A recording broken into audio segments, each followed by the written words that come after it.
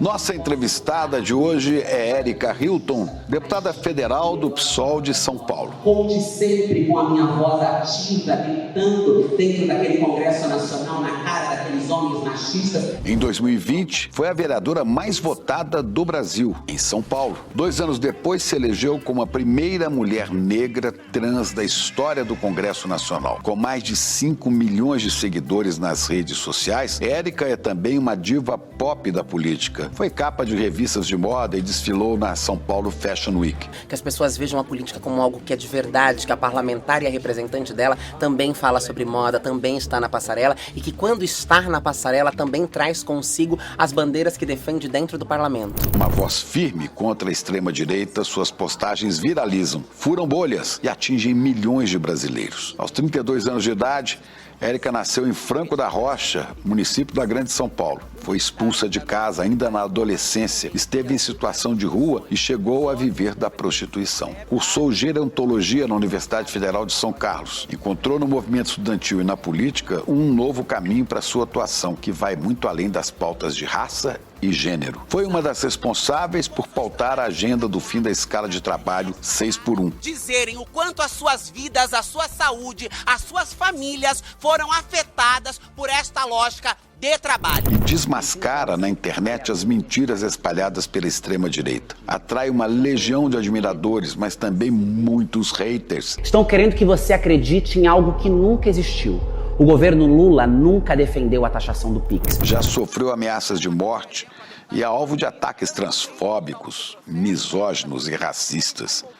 Para esses, a deputada Érica Hilton responde em alto e bom som: não aceito e não tolero ser desrespeitada. Nós temos um propósito: defender a vida de todas as mulheres. Não deixar que nenhuma mulher negra, indígena, com deficiência, do campo, quilombola, nenhuma mulher seja esquecida, seja pisada, seja açoitada. Para que as mulheres avancem, todas nós precisaremos avançar. E este é o nosso compromisso.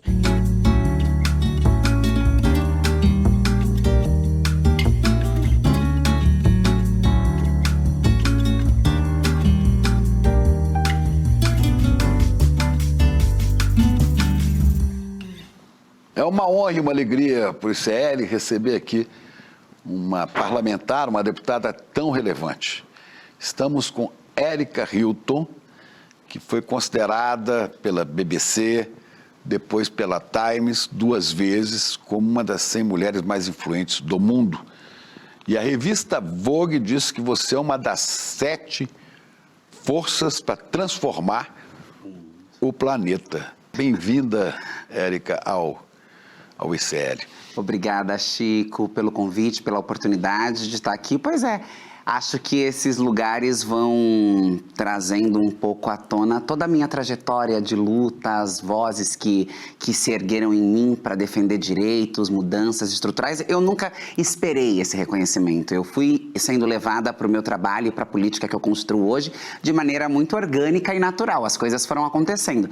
Mas em determinado momento na minha eleição para vereador, e acho que tinha um fato importante naquele momento, que era a primeira eleição após o governo Bolsonaro ter sido eleito no nosso país, né? O que representava para o mundo um olhar de atenção. Logo após, na próxima eleição, que eram as eleições municipais, nasce na maior cidade da América Latina, que é São Paulo, uma jovem travesti, negra, oriunda das periferias do Brasil, das esquinas de prostituição, dos lugares onde o meu corpo passou, falando talvez aquilo que o mundo quisesse falar naquele momento, conseguindo traduzir aquilo que as pessoas quisessem ouvir. E isso talvez tenha chamado a atenção de veículos de comunicações tão grandes como a revista Times, a BBC, a Vogue britânica, inclusive, que foi a primeira a dar uma matéria na Inglaterra sobre me elegendo como uma das 7 forças para transformar o planeta, para mudar o mundo, e foi seguida por essas outras revistas. Para mim é uma alegria, porque a gente está falando do primeiro país do mundo que mata mulheres iguais a mim, que roubam as nossas oportunidades, que massacram os nossos direitos, que tentam diminuir a nossa cidadania, e esse reconhecimento faz com que a gente ainda tenha esperança, que é possível sim lutar e construir um mundo melhor, não só para nós, mas um mundo bom para todo mundo. Eu acho que o mundo tem que ser bom para todos os indivíduos. Então, eu acho que esses reconhecimentos têm um pouco a ver com essa minha trajetória. Pois é, uma das 7 forças para transformar o mundo O que você quer transformar no mundo? Ai, tanta coisa que eu gostaria de transformar. Vamos lá, fala algumas. O que eu gostaria de transformar no mundo, mas eu acho que eu gostaria muito de acabar com essas injustiças sociais baseadas na cor da pele, no CEP, na identidade de gênero das pessoas, na orientação sexual delas, as guerras no mundo que são tão desastrosas, tão cruel, a fome é uma coisa que eu gostaria de não... As pessoas não precisariam mais ter que conviver com coisas como a violência por conta de ser quem se é, a fome por conta de ser quem se é, de estar aonde se está, as guerras desenfreadas, o ódio contra as minorias sociais. Eu acho que essas são coisas que me motivam, que me fazem, inclusive, não no macro disso de querer mudar o mundo, mas no meu cotidiano mesmo, no meu trabalho ali, nas coisas pequenas que eu consigo movimentar, nas pequenas coisinhas que eu posso fazer diante de uma estrutura gigante que tenta me impedir, são essas coisas que eu gostaria de mudar. Eu gostaria de que as nossas narrativas de vida e de história pudessem ser transformadas, fossem outras narrativas, que nós pudéssemos dar um passo adiante para contar novas histórias, para ter novos problemas, para falar de novas questões, não continuar essa história hereditária de que parece que passa ano após ano e o histórico e o registro é sempre o mesmo. Eu gostaria de mudar essas realidades, eu gostaria de transformar esses lugares. E aí tem uma série de outras coisas que também para mim são importantes serem mudadas, mas eu acho que se fosse possível, como mágica ou através das políticas públicas, de um despertar das consciências humanas por todo mundo, nós combatermos as injustiças sociais, os demarcadores e estereótipos sobre determinados temas, enfrentasse as desigualdades, a miséria e a fome, eu acho que já seriam mudanças muito... Ai, já ia dar para respirar mais aliviada. E o resto a gente ia tocando, ia fazendo conforme desce. Pois é, eu acho interessante que você fala dessas coisas tão difíceis, né? Mas você não perde o sorriso. Que bom. O sorriso de quem tem esperança, né? Sim. E a gente sabe que para chegar aí, né, você poderia ter caído várias vezes na sua história, né? Digo para você um versozinho de uma música do Caetano que eu gosto muito, né? Respeito muito as suas lágrimas, mas ainda mais sua risada. Sim, né? Isso é importante. Vaca profana. Sim. E você, nesse meio político, aparece como na música do Caetano, né? Ergue teus cornos para fora e acima da manada, não é?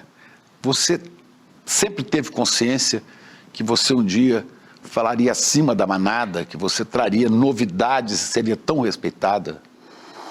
Não, dizer que eu tive consciência disso Você imaginava que isso pudesse acontecer?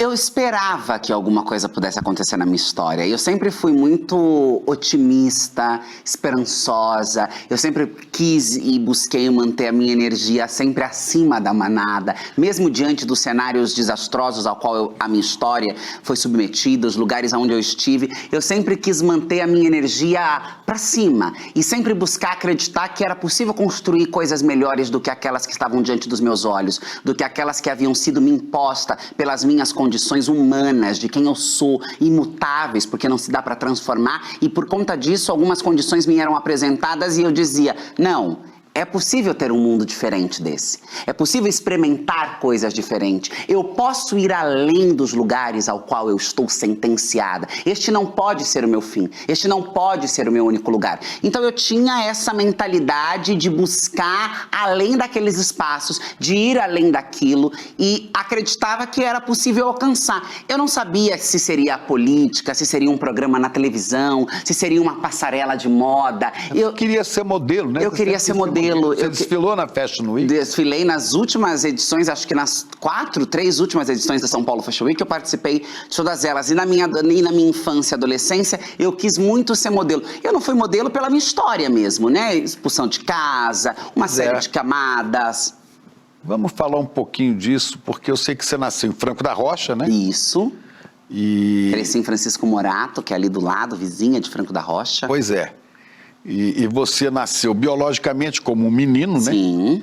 Mas foi criada na infância no meio de mulheres, né? Aham. Tias, mãe, como é que é? Conta pra gente. Foi uma infância, fui designada menino ao nascer e isso nunca foi uma questão forte para minha família, porque a minha família é matriarcal, as primas, as tias, as avós, muitas mulheres, sempre muito feminina, muito matriarcal, e eu fui criada e cresci com essas mulheres, amparada, segura, protegida, inclusive com a possibilidade de exercer a minha própria feminilidade, construir a minha feminilidade. Mas elas entendiam isso, né? Entendiam e lidavam da forma mais natural e tranquila possível. Não havia uma repressão, não havia um boicote, uma violência como em muitos outros casos. Tem que ser isso, tem que ser Você aquilo. não queria, quando pequena, brincar de luta ou de jogar futebol, mas você queria brincar de boneca, tudo bem. Tudo bem, de boneca, de casinha, de colocar toalha na cabeça, de qualquer coisa eu tive a liberdade para poder brincar. Essa liberdade ela é transformada quando o fundamentalismo passa a entrar na minha casa. Antes disso, a figura do seu pai. O meu pai, uma figura muito pontual. Né? Minha mãe já era separada Não do meu pai. morava com seu pai? Não morava com meu pai, já eram separados. E meu pai aparecia vez ou outra e eu via o meu pai quando eu ia para casa da minha tia ou para casa da minha avó paterna, que eu sempre tinha uma relação muito forte também com a minha família paterna. Cresci na casa da minha avó, cresci na minha tia, via o meu pai. Mas o meu pai era uma figura que não cheirava e nem fedia, não tinha uma presença... Não recriminava, não cobrava que você fosse um menino. Isso não. Nossa. Todas as vezes que vi, a minha relação com ele sempre foi muito respeitosa, muito tranquila. Meu pai é uma pessoa muito do bem, assim, muito alegre. É vivo. Uma pessoa, mas muito ausente.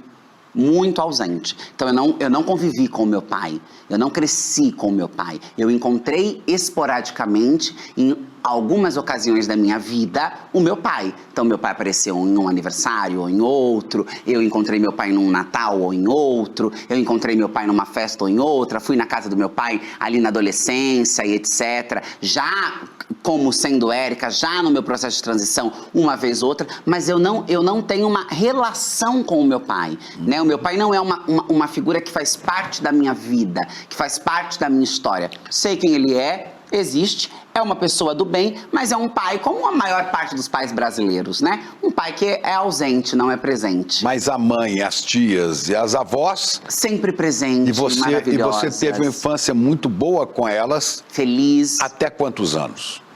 Até uns 8? 13 anos, até uns... Aí, sabe que em grego, já me disseram isso, eu não sou estudioso de grego, a palavra diabo vem de diabolo, o que divide, o que racha. Uhum. De certa maneira, essa harmonia foi rachada por um diabo que entrou na sua família. Que diabo é esse? Em forma de Deus, em forma de fé, em forma de algo bom. Por quê? Porque é o fundamentalismo. Então, e eu gosto de você fazer essa separação do que é igreja, fé, espiritualidade, do que é fundamentalismo. Fundamentalismo não é nada mais do que uma plataforma política que se usa da precariedade, da ingenuidade, do medo e da fé das pessoas para dominar. Não é Deus, não é... Porque fé você pode ter a sua, você pode ser cristão, você pode ser católico, você pode ser umbandista, kardecista. Isso não diz se você é bom ou se você é mau, porque existem pessoas boas e más em todos os lugares, nas mais diferentes religiões e sem religiões também. Existem pessoas que são boas e que são más. Mas o fundamentalismo, ele é por essência mau. Ele não tem um compromisso com o amor, com a caridade. Tem com o diabo. Ele tem com a divisão. Exatamente. Com a destruição. E ele entra nessa família harmoniosa e diz, vocês erraram. Vocês não bateram, não recriminaram, vocês permitiram... Mas falaram isso para quem? Para sua minha tia, mãe, para sua mãe? Para minha mãe, para minha avó. Passaram a frequentar uma igreja. Passaram a frequentar uma igreja, essa igreja passou a frequentar a nossa casa, que passou a dizer essas atrocidades e que essas mulheres agora então precisavam corrigir aquele mal. Porque e transformaram a sua vida no inferno, então é o diabo mesmo. Exatamente, ao ponto de eu ir para a rua, ser expulsa da minha casa. Referindo-se a esse tipo de comportamento de alguns pastores, inclusive, o poeta da periferia de São Paulo, grande guerreiro das periferias, o Sérgio Vaz, né? Tem muita gente que tem muito Deus na boca, mas traz o diabo no coração. Exato, a maioria, a grande maior parte. Aí começaram a cobrar Um comportamento duro, na verdade, começaram a tentar, porque já não dava mais para cobrar um comportamento, porque eu já era completamente eu, praticamente. Você já tinha se assumido como mulher? Ainda não, mas tinha ali, já tinha traços muito fortes, já tinha demarcadores muito fortes, já não dava mais para cobrar uma outra postura, uma postura masculina. Então, a tentativa era de expurgo. Então, a tentativa era de expulsar o demônio, purificar a alma, exorcizar. E ali tem que tirar a alma desta mulher. Tem que tirar a alma, tem que tirar aquilo que eles davam. Criatura. Aí chamaram de demônio, chamavam de pombagias, porque tem esse olhar também de intolerância religiosa às outras religiões. Você na Idade Média seria queimada na fogueira. Eu teria sido queimada viva na fogueira. Claro. Eu seria Chicamanicongo hoje. Eu seria a própria Chicamanicongo. Eu só não fui queimada, de alguma maneira, e até me toca quando você diz isso, porque eu fui queimada na fogueira. Eu não fui queimada na fogueira em carne, mas eu fui queimada na fogueira em alma, em subjetividade, em pertencimento. Me arrancaram as roupas, me arrancaram o teto, me arrancaram a moradia, me arrancaram o afeto, me arrancaram minha mãe, minha avó, minhas irmãs. Isso é tão doloroso quanto ser queimado numa fogueira. Como é que aconteceu isso? Um belo dia... A situação ia ficando insustentável e eu também ia buscando a minha existência no mundo. Eu tinha sido criada com a possibilidade de ser quem eu era. E aos auges dos meus 13, 14 anos de idade, ainda muito criança, muito jovem, não era mais possível matar a minha subjetividade, matar quem eu era. Então, eu entrava em conflitos com a minha mãe, com a minha avó, eu entrava em conflito com aquelas mulheres porque eu dizia, eu já sou eu não tenho o que fazer. E a minha mãe, então, foi tomando cada vez mais uma postura cada vez mais bélica, de guerra, de combate, e aquilo foi ficando insustentável, e eu fui sendo expulsa de casa várias vezes. Eu não fui expulsa de casa uma vez, fui expulsa de casa várias vezes. A primeira vez que isso aconteceu, eu chamei a polícia, as minhas coisas estavam todas pra fora, foi uma situação completamente constrangedora, horrível, e eu tinha 14, 15 anos de idade quando isso aconteceu. E isso foi se repetindo a ponto de eu não voltar mais pra casa. Chegaram a orar sobre você? Oraram sobre a minha cabeça. Pastores? Sim. Quando eu digo exorcismo, é exatamente no sentido mais puro da palavra. É tentar expulsar, é orar, é pressionar. E aí, antes desses processos de expulsão, tem uma parte que é importante de ser compartilhada, que é, eu me converti à igreja. Você? Eu me batizei na igreja. Eu virei uma pregadora. Qual igreja era essa? Congregação Cristã no Brasil. Uma das igrejas mais conservadoras do país. Mas... é muito difícil mesmo. Então, antes, porque essa história... Você tentou conciliar as coisas, Eu tentei conciliar as coisas e eu fui convencida, e muito pequena, muito jovem, né, de que aquilo era o mal. Eu tinha um tio que me colocava na sala e pegava uma passagem bíblica terrível sobre coisas macabras e sinistras que aconteceriam e lia aquilo pra mim. Você pensa, eu tinha 13 anos de idade, 14 anos de idade. Eles me tiraram os livros... que eu sempre li muito. O que você gostava de ler nessa fase? Literatura, eu lia Machado de Assis, eu lia Clarice Lispector, mas, curiosamente, no dia em que... Porque eu fui deportada às pressas, né? Só rapidamente para te contextualizar. Um determinado dia, eu estava com uma prima conversando e falei para ela, porque a gente tem muita dificuldade de entender as questões de gênero a princípio, porque as pessoas falam muito só sobre homossexualidade. Hoje... há mais um debate sobre transexualidade. Então, naquele momento, eu não sabia nem da possibilidade de poder ser uma mulher trans. E eu disse, eu acho que eu sou gay, não sei o que, nanana, e decidi subir, que eu morava na casa de baixo da minha avó com a minha mãe, e ela estava com a minha tia no andar de cima, eu decidi subir e contar para elas. Elas estavam tomando café à noite na mesa, e eu achei que, pelo tratamento, pela maneira como sempre tudo foi tão tranquilo, que seria a coisa mais tranquila do mundo. Subi, contei e o mundo desabou ali. Minha mãe me tirou da escola e do convívio dos meus amigos, aonde eu cresci e passei a minha vida inteira, da noite pro dia. E me mandou pro interior de São Paulo, pra casa dos meus tios ultraconservadores. Uma casa que não tinha rádio, não tinha TV, não podia jornal impresso, não podia nada. Ironicamente, eu estava lendo O Advogado do Diabo quando eu cheguei na casa desses tios. né? E eu lia muito também nessa época, antes, eu gostava de ler muito também romance espírita. Zíbia Gasparetto, Mônica de Castro, Marcelo, esqueci o nome do autor, mas era um autor que eu gostava muito, é Marcelo alguma coisa, que era esses romances psicografados, espíritas. Gostava mais pela coisa da história mesmo, pela maneira como as histórias se desdobravam, etc. Mas no dia em que eu cheguei na casa desses meus tios, ultraconservadores, eu estava lendo O Advogado do Diabo e eles me tiraram o livro. Por conta do título do livro. Uma gente ignorante, o livro não tratava de nada, não tinha nada a ver com o diabo, era só o título. Mas então me tiraram o livro, me tiraram tudo e eu não podia. E aí minha mãe depois foi na sequência, foi pro interior, que é Itu, onde mora. Onde vivem. Foram pro interior e... Pra ir atrás de mim, mas a princípio eu fui sozinha. E ali foram se tentado todas as coisas e eu me converti. Me converti, passei a frequentar a igreja, virei uma excelente pregadora, porque como você pode observar pelas minhas trajetórias, eu falo, eu tenho uma boa oralidade, só que isso não é sustentável, porque para viver aquela vida, eu precisava matar quem eu era. E as duas coisas não cabia. E não se mata quem se é, não se tem essa escolha, não se é possível se matar quem se é. Acho que se matar quem se é, se alguém conseguiu fazer, existem histórias de pessoas que viveram uma vida infeliz por não serem exatamente quem era. Eu sou sagitariana, com ascendente em aquário, eu não vim pro mundo com vocação para matar quem eu sou. Eu vim pro mundo para existir, e aí não deu certo, e aí eu fui para isso que eu considero uma certa fogueira. A fogueira do perder tudo, a fogueira do ir pras ruas, a fogueira da abjeção humana, a fogueira da desumanização, e sobrevivi. Sobrevivi, tô aqui e passei por tudo isso sempre sorrindo. Aí como é que você saiu realmente do convívio com os parentes? Saí, fui... Quantos anos era? 14, 15, é tudo nessa... Foi pra rua?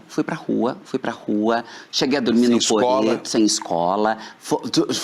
Cheguei a ir pra escola toda ensopada, porque tinha pegado uma chuva na madrugada na rua e não tinha nada, então fui pra porta da escola, porque eu sempre fui muito comunicativa e tinha muitos amigos, etc, pra ver se alguém me amparava. Uma amiga até chegou a me levar pra casa dela, pra me dar um banho, me emprestar uma roupa, mas a mãe disse, você não pode ficar aqui, você é de menor, não tem como, você precisa procurar ou voltar pra casa, ou procurar um conselho tutelar, procurar a polícia, aqui não dá. E eu com 14 anos já tinha uma mente de 20. Eu já era muito, muito desenvolvida, eu já era muito pra frente. Então eu fui me virando, eu fui indo pra casa de um, eu ia pra casa do outro, eu ia pra casa dos Mastias em Francisco Morato, que sempre me acolheram, me abrigaram. Eu fui fazendo o meu jogo até que...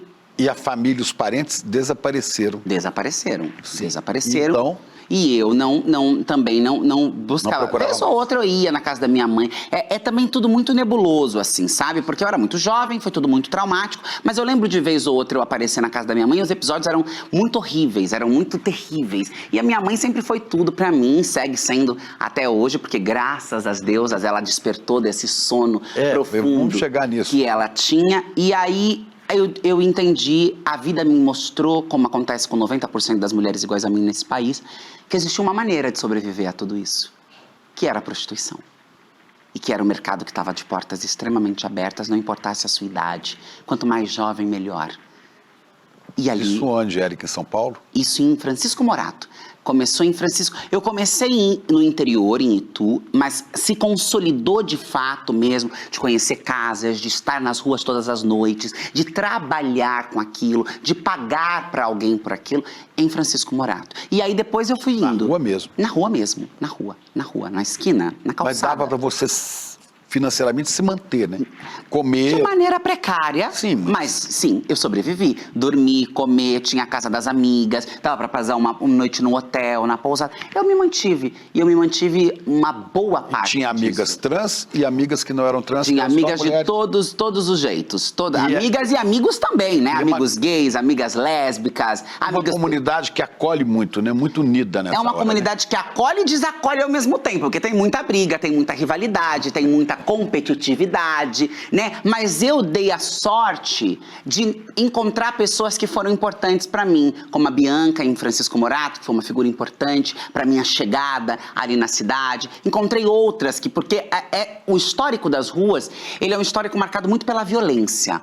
Pela violência dos clientes com as prostitutas ou pela violência entre as próprias prostitutas. E eu não tenho esse histórico para contar. Eu não fui agredida nem por parte dos clientes e nem por parte das minhas companheiras de rua, porque a agressão das ruas não é só os clientes que batem, não. Às vezes as nossas amigas também batem, as cafetinas batem. Eu nunca sofri nenhuma violência, encontrei meninas maravilhosas que foram assim como anjos da guarda para mim, me ensinaram muitas coisas, porque a rua, à noite, tem o seu jogo, a sua malícia, os seus códigos, e você precisa aprender a falar aqueles códigos para você não ser engolida por aquilo. E essas mulheres me ensinaram de maneira generosa a ser esperta, né? A ser esperta, a sobreviver. E eu sempre fui muito esperta, Por isso que você Chico. sobrevive bem, inclusive no mundo da política, né? Exato, e eu sempre fui muito rápida, então eu já cheguei ali, ó, papum, já fui pegando como que era e sobrevivi. Tem uma dor. Continuava lendo? Continuava lendo menos.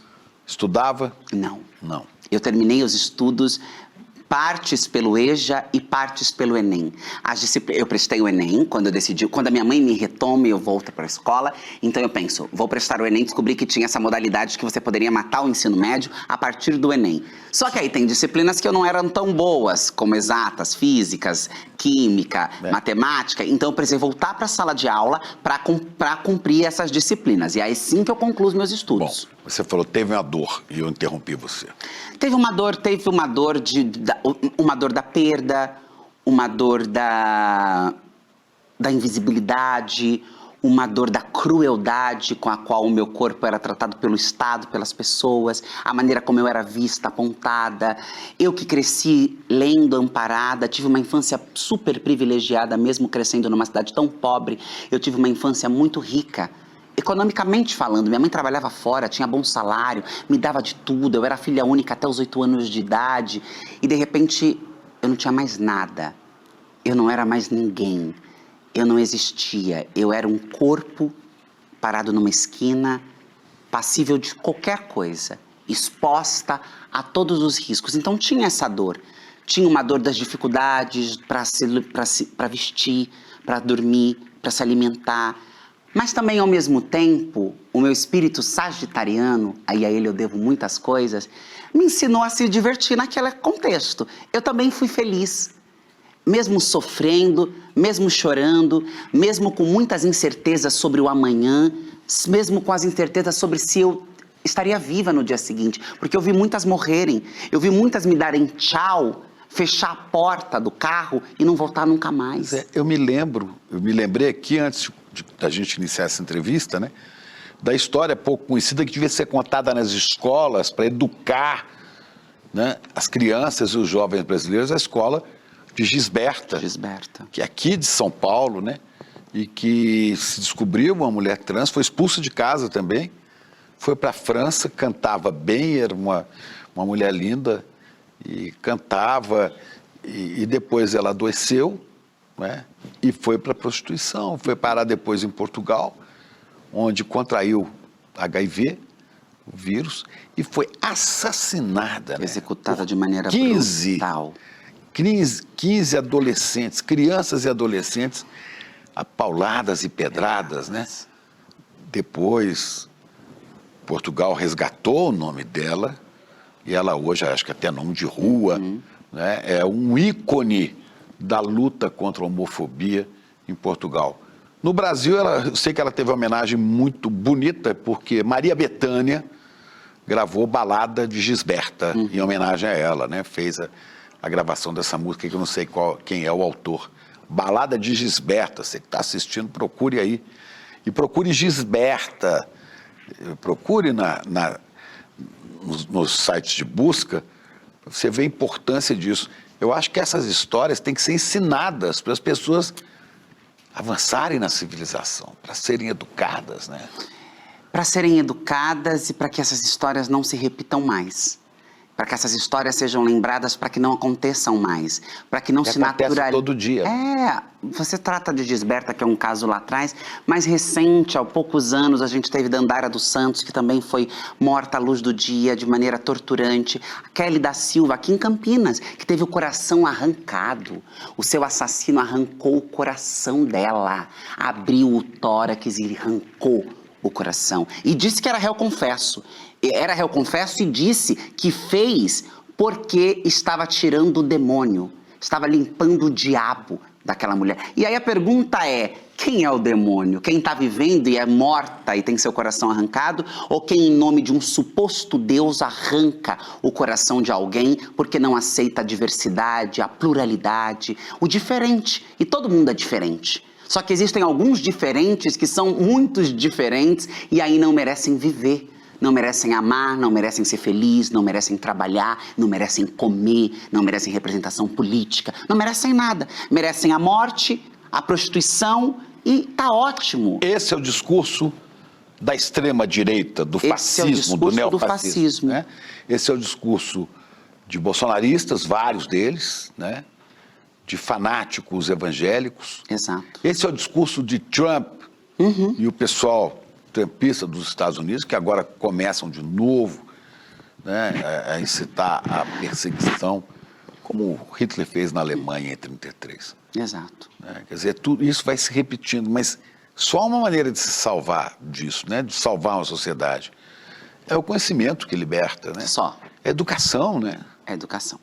E a força de mudança do macho, do machismo. Né? Exato. Só. Como é que você consegue, então, voltar, deixar as ruas, voltar à família? Minha mãe, essa mesma mulher que fez tudo o que fez, foi a mulher que sozinha, por isso para mim minha mãe é uma das maiores heroínas, porque ela tinha ali com ela pessoas dizendo tudo que era o contrário do que ela ia fazer. E ela sabia que tinha um preço alto a pagar se não continuasse seguindo aquela doutrina, aquela ordem, aqueles lugares. De ser mal vista na igreja, de ser mal vista, família, rejeitada, renegada e etc. E ter que lidar com tudo isso que também é muito traumático para todo mundo. Por isso que o fundamentalismo ele é tão perigoso. Porque ele marca a minha história e ele marca a minha vida diante dessa vivência que eu contei para você agora, mas ele marca a vida dela também. Porque ela carrega e carregará para sempre essa memória, essa dor, essa angústia de saber que essa história só existe por conta de um gesto desesperado de amor.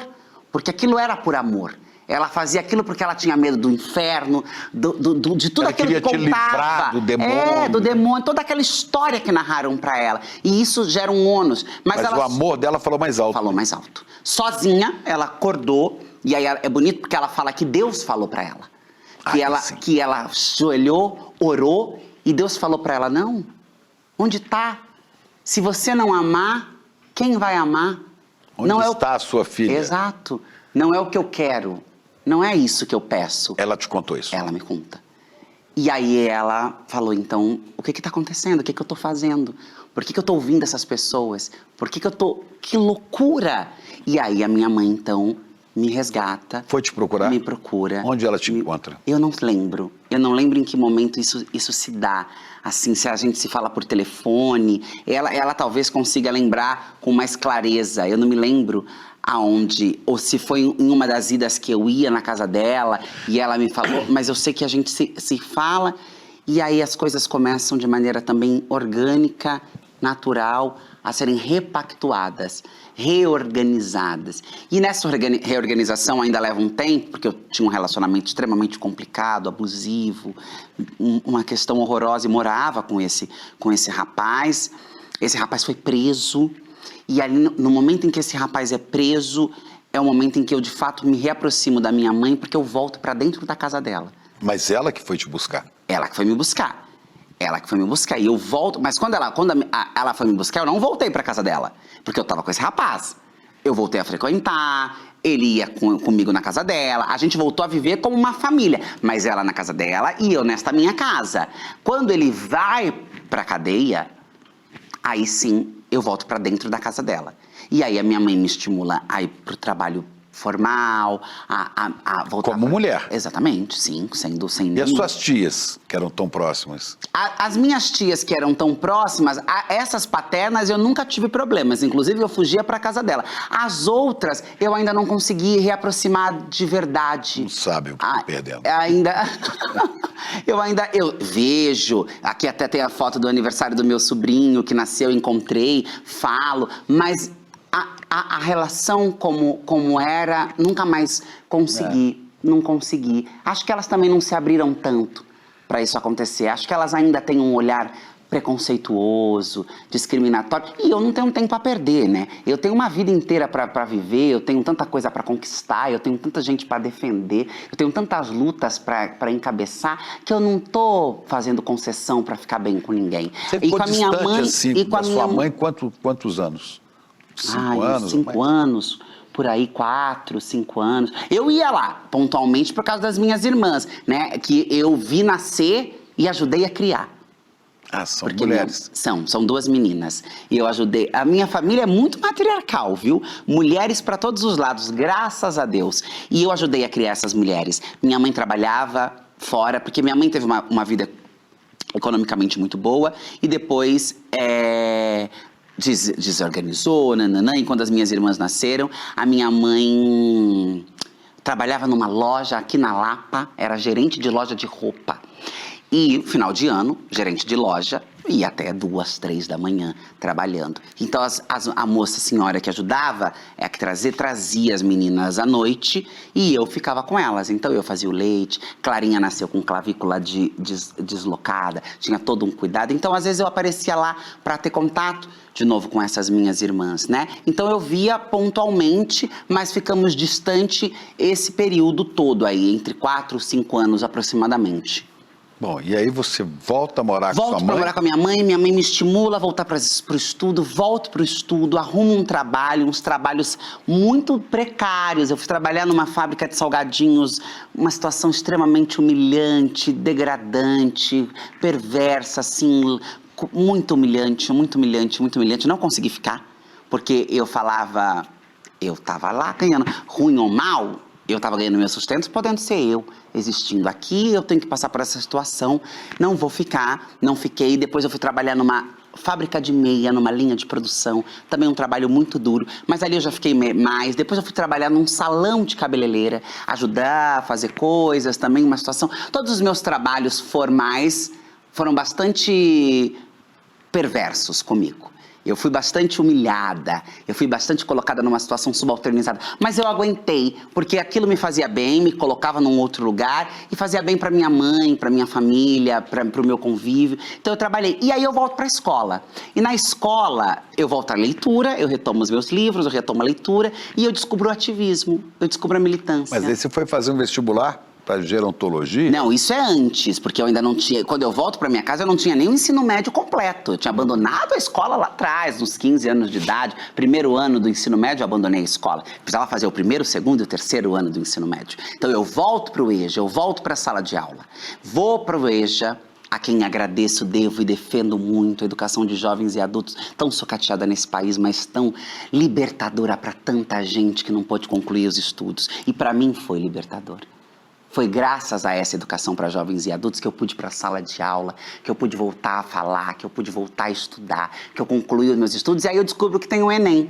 O Enem que dava a oportunidade de eu já dar uma matada, porque senão eu ia ter que ficar. Porque no EJA não é um ano completo, né? São 6 meses cada ano, né? Eu ia ter que ficar mais ou menos uns 2 anos para concluir todo, 1 ano e meio, 2, para concluir todo... Era o antigo lá atrás chamada madureza, né? Que você tem que fazer um monte de coisa de uma vez só, né? Exato, exatamente. E aí eu presto o Enem só pra matar disciplina, que você coloca lá que você quer matar o ensino médio. Coloquei, não tinha pretensão de nenhuma graduação ainda, e aí passo em algumas disciplinas, consigo me aprovar, então aprovado em português, inglês, não sei o que, não sei o que, não sei o que. Outras disciplinas ficaram pendentes de aprovação, porque eu não fui tão bem na prova. Precisei voltar para a sala de aula. Volto para a sala de aula, concluo isso. Só que aí eu já estou em São Carlos, nessa minha segunda volta para a escola, fazendo EJA lá em São Carlos, que aí eu descobri o ativismo, a militância, o movimento social, e aí lá eu já estou dentro do ambiente universitário. Já estou entendendo... Na universidade você encontrou esse ativismo? Eu encontrei antes, mas na universidade eu consolidei. Eu encontrei na internet esse ativismo, no primeiro momento. Aí é que nasce essa mulher politicamente forte, né? Nasce essa politicamente forte no movimento estudantil. Aí, junto com um grupo de outras pessoas, a gente funda um cursinho pré-vestibular para pessoas trans e travestis no campus da USP, lá de São Carlos. E eu passo a ajudar a coordenar e também a lecionar nesse cursinho para pessoas trans. E ali eu descubro uma vocação para educação, para ensinar, e achei que ia ser pedagoga, achei que ia para a área da pedagogia, né? Cheguei a passar em pedagogia numa universidade em Itu, passei em pedagogia e história numa universidade em Itu, mas encontrei a gerontologia no meio do caminho. E aí a gerontologia, ela me pega porque ela trata da velhice. Ela trata do processo de envelhecimento. E a gente não envelhece. A expectativa de vida de uma mulher igual a minha no Brasil é de 35 anos de idade apenas. E é quando eu olhei a maneira como a gerontologia estuda o processo de envelhecimento, eu falei, aqui tem uma potência nuclear, científica, acadêmica, gigantesca, para eu produzir e construir teses e teorias. Isso pensando em emprestar. Depois, mais pra frente, eu vou descobrir que eu não tinha vocação para construir teoria na área da gerontologia nenhuma, porque eu não tenho vocação para a área da saúde. Eu não tenho estômago, mentalidade para as questões de saúde. Então, eu vou para a gerontologia tentando entender como envelhecem as pessoas negras, como envelhecem as pessoas LGBTs, quais são os espaços, qual é o estudo sobre essa velhice. E passo em gerontologia, entro na graduação, só que aí a política me chama. Pois é, aí você foi fazer parte de um mandato coletivo, é isso? Fui fazer parte de um Como mandato. é que é isso? Explica para quem não sabe. Ai, foi uma coisa horrorosa. Foi uma Porque coisa você elege, horrorosa. Você já tinha entrado para o partido? Eu já tinha entrado pro partido em 2015. 2015 que eu entrei pro PSOL. Em 2015, 2014, 2015, 2016, isso aí é fácil de descobrir. Entrei pro PSOL, isso ainda no interior. Fui para São Carlos, tive uma candidatura vereadora no interior só para ajudar o partido, que foi impugnada por conta de documentação que não era entregue, de coisas que não eram bem resolvidas. E aí, em 2018, me chamam para fazer parte desse mandato coletivo, que é o quê? Um nome na chapa, uma cabeça, né, um CPF, e pessoas que compõem e, em tese, dividem ali, em pé de igualdade, o mesmo... As decisões do mandato. Do mandato, exatamente. Pode ser que em alguns casos pelo país isso funcione. Mas na prática não funciona. Porque existem mandatos coletivos que me parecem, de longe, olhando como espectadora, que funciona. A minha experiência foi desastrosa. Uma das piores experiências da minha vida. E olha que a minha vida tem tudo isso aqui que eu te contei, hein? Uma experiência, assim, de disputa egóica. Quantas pessoas compunham esse mandato? 8, salvo engano, 8, 9. Uma vereadora em São Paulo, Uma deputada estadual. Era deputada Lespe, estadual em São Paulo, era né? uma deputada estadual e mais 8, 7 pessoas. Mas pessoas completamente desconectadas. As pessoas eram da comunidade LGBT? Não! Tinha gente lá que era transfóbica, tinha gente que era racista. Era uma loucura, uma loucura. E tinha negro, tinha indígena, tinha trans. Então, assim, não deu certo. Sobrevivi, porque ali também era uma maneira de eu fazer a minha política. Enfrentei muita inveja e ódio, porque mesmo diluída entre 8, eu me destaquei e aquilo causava uma indignação, e eu não fazia nada e ninguém fazia nada, eu só existia, mas a imprensa queria me escutar, o jornal queria falar comigo, aquilo foi me dando um destaque e eu mesmo com todos os enfrentamentos difíceis que era preciso fazer dentro daquele esgoto, que era aquele mandato coletivo, eu consegui colocar a minha política. Então eu fazia a minha audiencinha aqui, eu fazia o meu requerimento de informação acolá, era difícil, mas eu conseguia pautar agendas que para mim eram necessárias.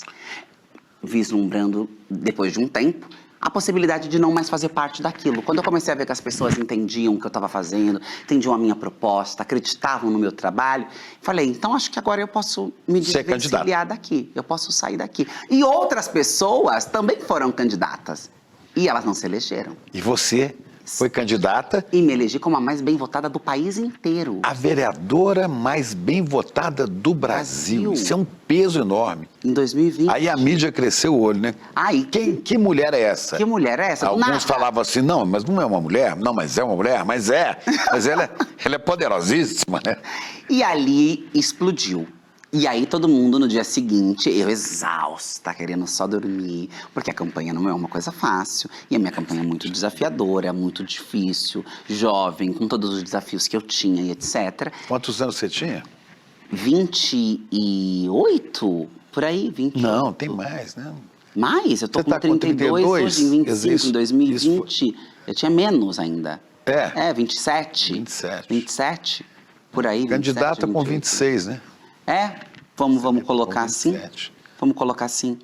E ali explodiu e todo mundo queria falar. E aí, quando as pessoas começaram a ouvir, aí virou uma loucura, porque eu fui capa de jornal no Japão, eu fui capa no El País, eu fui capa de uma revista que eu tenho lá na minha casa. Você vai na minha casa, parece a casa da Barbie. Tudo é sobre mim, porque tem revista, é não sei o quê, é livro, é pintura que as pessoas me mandam. E eu gosto, eu guardo, eu sou bastante narcisista. Eu gosto da minha imagem, eu gosto de mim, eu me sinto bem na minha pele, no meu corpo. E aí, eu tenho uma revista que eu não sei nem te falar o país que é. É tudo escrito uma língua que eu não faço ideia de que língua seja. Na época, quando eu recebi o convite, eu sabia, eu já não me lembro mais de onde é. E eu sou capa, a revista tá lá, uma revista impressa de circulação mensal no país de uma língua X, estrangeira, maluca, não é o inglês, não é que é mais universal, que a maior parte dos países. E eu tenho essa revista na minha casa. Então, eu tenho jornal em japonês, revista é o País, fez matérias longuíssimas sobre mim, Le Monde fez matéria sobre mim, não sei quem, virou uma loucura, porque no primeiro dia, mais votar, travesti negra com essa história, nananã. Pois é, olha que coisa mais difícil. Mais votada no Brasil. O mundo político no Brasil, né? Ele é branco, engravatado, machista em sua maioria, não é? Em sua maioria, mais de centro para direita. Aí vem de esquerda, não é? Negra. Travesti, né? Que as pessoas nem gostam de falar travesti, porque parece que é um xingamento. Negra, travesti. E ainda afirmativo e forte, isso é o caos, né? E aí explodiu. E aí, de repente, era na Câmara Time, era gente falando em espanhol, era gente falando em inglês. Você está falando na Câmara Federal? Na Câmara Municipal. Pois é, e os seus pares, e os vereadores, como é que conviviam com você? Opa, tem uma trovoada aí. Os vereadores, na minha legislatura, era tranquilo. Convivia bem com você, te respeitavam. Comigo, me respeitavam.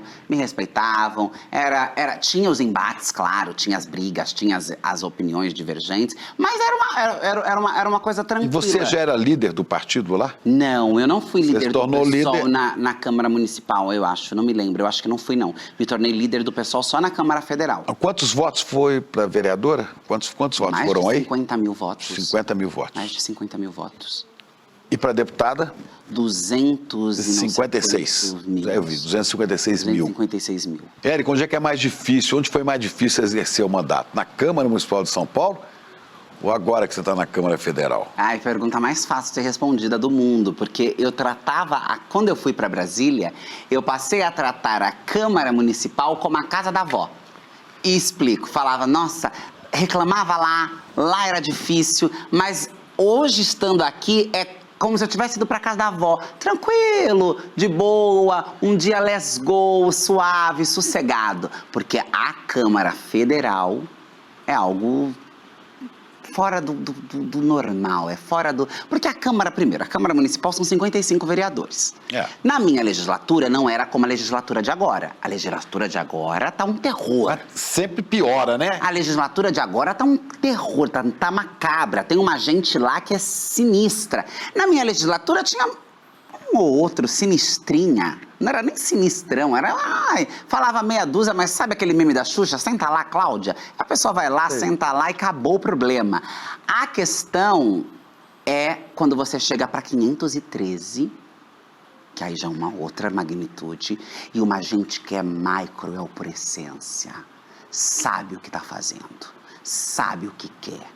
Está ligado ao poder de uma maneira grandiosa, de uma crueldade absurda. O seu projeto de vida é precarizar a vida das pessoas. É vencer, ainda que isso implique a morte de outras pessoas. A morte de outras pessoas. Isso é cruel de você ver. Isso é cruel de você trabalhar quando as pessoas junto. desviam valores de emendas... Exato. Elas estão matando pessoas. Exato. Né? Exato. Exato, ou outras coisas, porque não só essa corrupção do desviar a emenda, mas também há uma série de outros casos de corrupção, mas também o discurso, a prática política, o que é falado, a maneira como é falada. Nós estamos em um espaço de autoridades. Você sofreu muitas agressões verbais. Física, agressões não, né? verbais, Mas ameaças de morte constantemente por conta dos seguidores de determinados deputados.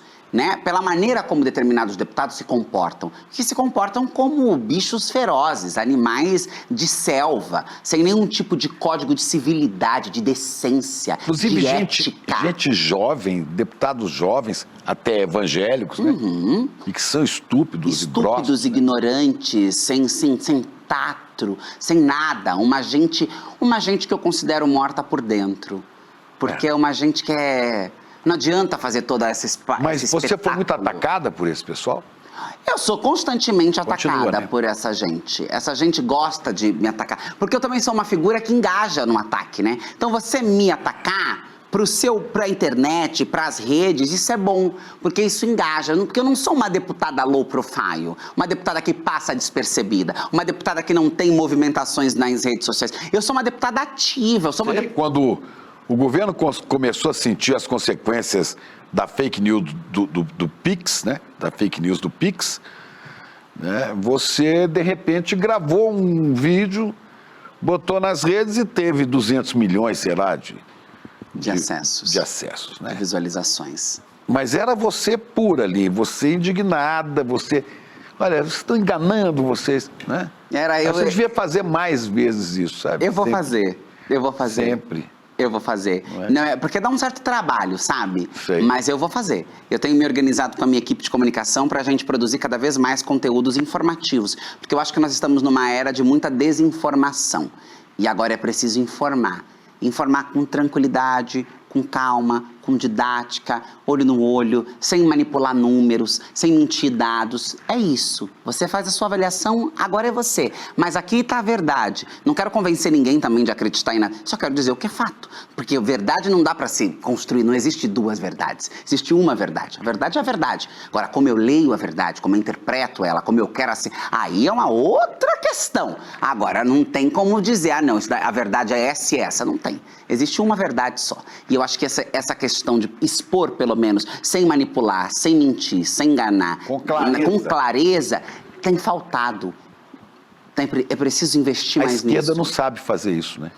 Falha muito. Eu digo enquanto uma membra desse espectro político, como alguém desse lado, falha bastante. O lado de lá, claro, também pela facilidade de não ter que de mentir, de usar uma série de teorias conspiratórias, é mais fácil, né? Porque manipula dados, manipula informação, cria uma guerra que só existe na cabeça deles, do bem contra o mal, porque ninguém sabe quem é o bem, ninguém sabe quem é o mal, mas que eles estão alimentando isso no coração das pessoas, etc. Torna mais fácil construir essa narrativa.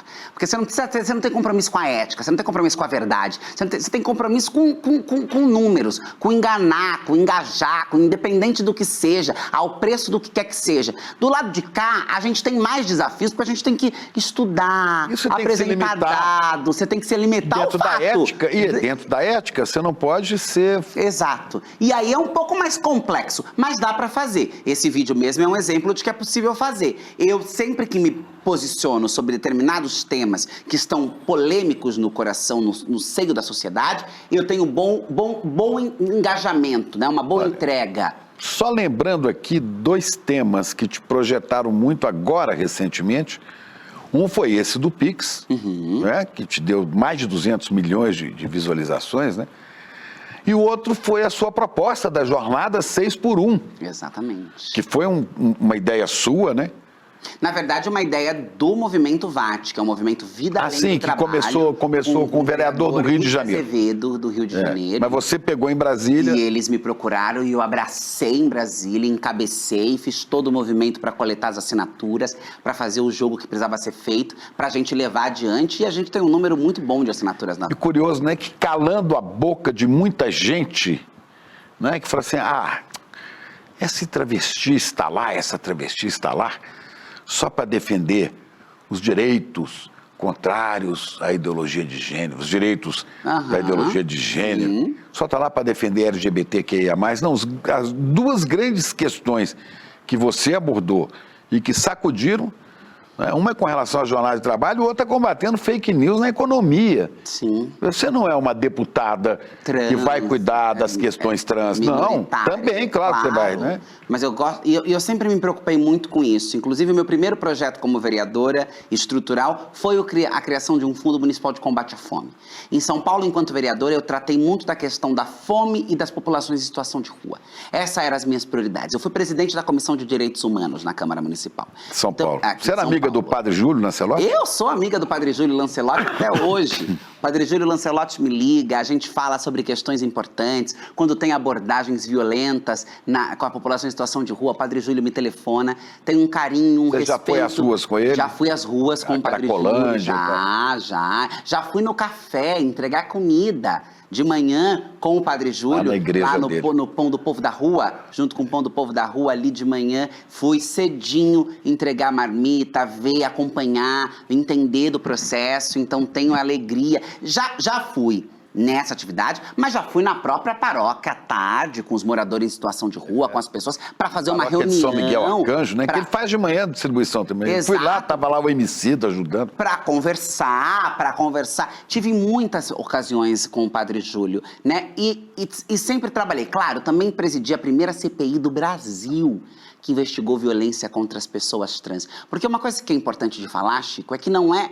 Quando as pessoas falam, vai falar sobre trabalho, falar sobre dignidade, falar sobre direito à moradia, a não ter que dormir numa calçada, também é sobre direito de pessoas trans. A população tem uma ideia de, quando a gente fala que vai defender direito de população trans, ou LGBT, ou quem quer que seja, que a gente vai falar de uma pauta específica. Não! Essas populações também precisam de saúde, de educação, de trabalho, de dignidade, assim como todos o resto. São as vítimas mais expostas às consequências da desigualdade. Exato. Mais do que outras pessoas. Então, ao mesmo tempo que eu estou falando de todas essas agendas, eu estou lembrando do meu povo e da minha gente que sofre todos os dias. E tem lugar de fala, porque você já passou por isso. E já passei por isso. E nunca escondi minha história.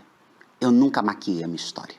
Às vezes tinha gente que olhava estranho, porque fala, nossa, mas agora você, né, hoje, que ninguém diz. Mas não quero que ninguém diga mesmo. Eu mesma vou dizer, porque a minha história é quem eu sou.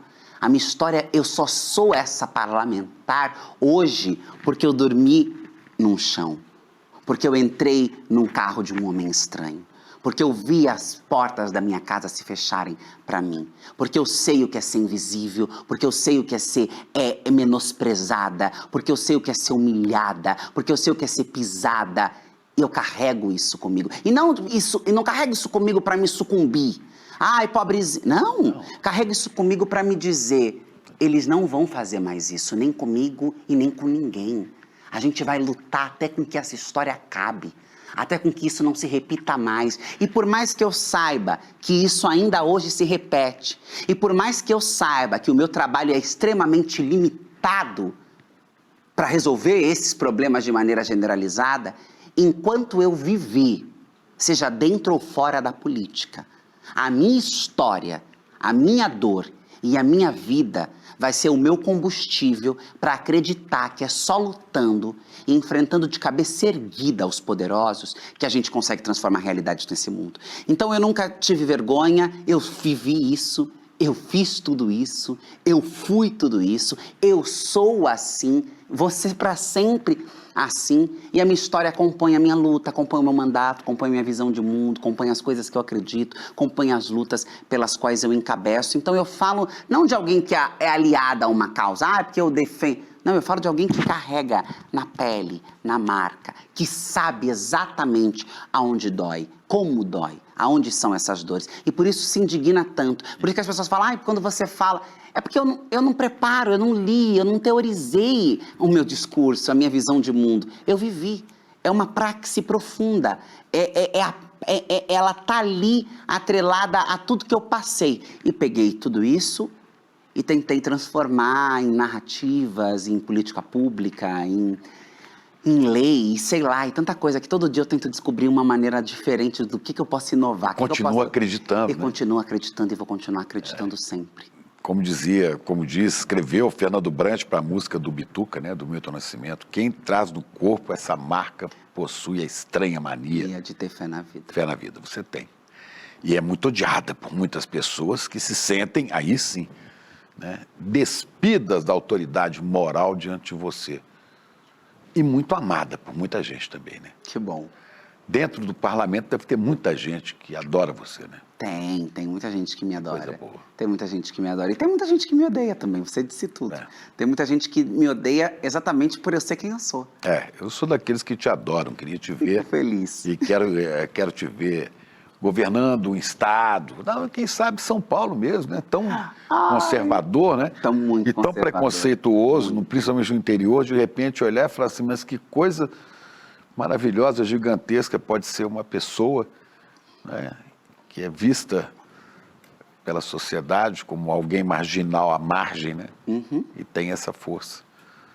Você tem pretensões de seguir na política? Você vai avançar? Olha, cada dia é uma experiência diferente, assim. Tem dia que eu tenho vontade de desistir de tudo e falar, eu ainda tô jovem, eu ainda posso fazer outra coisa da minha vida, que eu seja menos ameaçada. Tem dia que você fala, já deu, né? Já fiz a minha parte. Tem dias que são muito difíceis, tem dias que são muito duros. Tem dias que são muito duros. Esse episódio com o Piques foram dias duros porque envolve... A minha mãe fica preocupada, minha tia fica preocupada, minhas irmãs ficam preocupadas. Porque te ameaçaram, né? Ameaçam de maneira muito covarde. Você teve proteção da Polícia Federal? Desde que tentaram invadir o meu gabinete aqui em São Paulo, quando eu era vereadora, um certo bolsonarista tentou invadir o meu gabinete, nos primeiros dias de legislatura. O gabinete estava passando por uma reforma. Desde aquele momento eu sempre tive escolta. Eu ando escoltada o tempo todo. Porque ali começaram uma série de ameaças que cresceram, estabilizaram, diminuíram e voltaram a crescer. Agora está no auge? Agora está no auge. Mas você tem tido apoio político também, né? Tenho tido apoio político, Teve apoio do presidente Lula? Não tive apoio do presidente Lula diretamente, nenhum tipo de apoio do presidente Lula. Você já esteve com ele? Já estive com ele em várias ocasiões, em várias situações. Mas nunca... Acho que também o presidente tem tantas demandas e são tantas frentes diferentes, não estou nem responsabilizando ele por isso, só respondendo mesmo a sua pergunta. Mas tive apoio agora...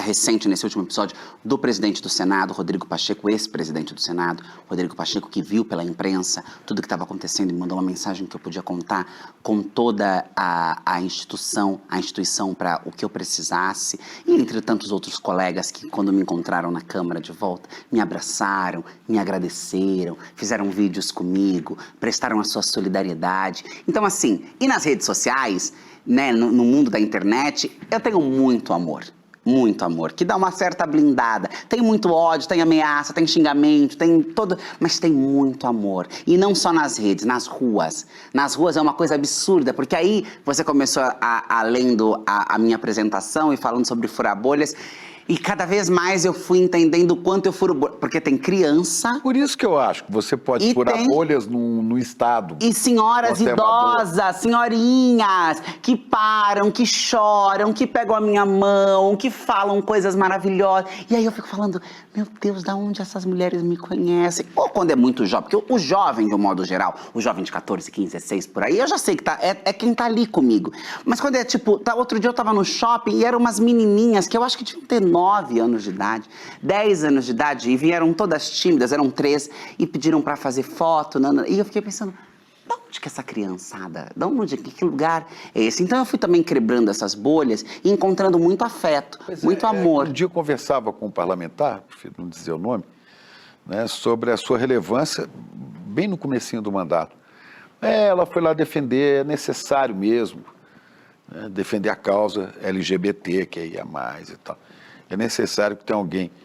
E depois eu falei assim, agora ele deve estar aprendendo que o universo dela é muito maior do que isso aí. Exato. A briga dela é briga grande, né? É briga por justiça, é briga por república. Por república. Né? Coisa pública, né?